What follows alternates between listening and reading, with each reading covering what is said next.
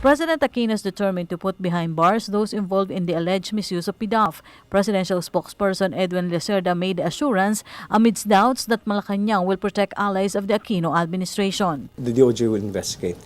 And also the fact that we already have an ally where a case has been filed against him. So that should douse any suspicion or fear that this government is set to protect its allies. Lacerda added that the evidence will speak for the truth. What we have always maintained is that where the evidence leads, the DOJ will investigate. So we will leave it with the DOJ to assess and evaluate those cases that you referred to. Malacanang issued a statement following reports that several lawmakers and government officials are behind the multi-billion peso scam.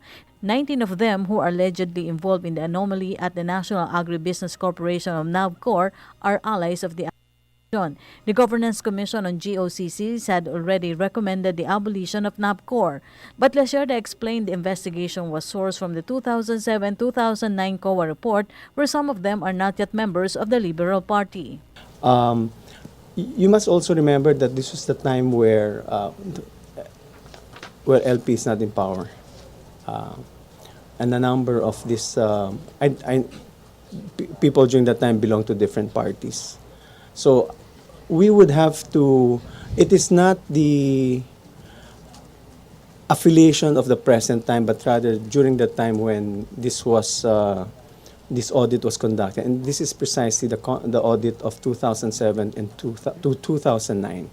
So again, these are events that happened prior to the administration.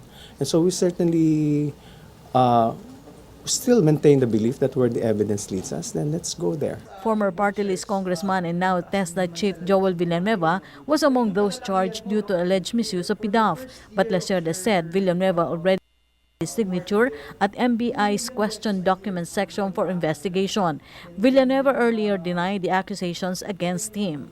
I think that's the situation, regardless of whether you are close or not. The president maintains the same principle that where the evidence leads, the DOJ will investigate. For the People's Television, Rocky Ignacio.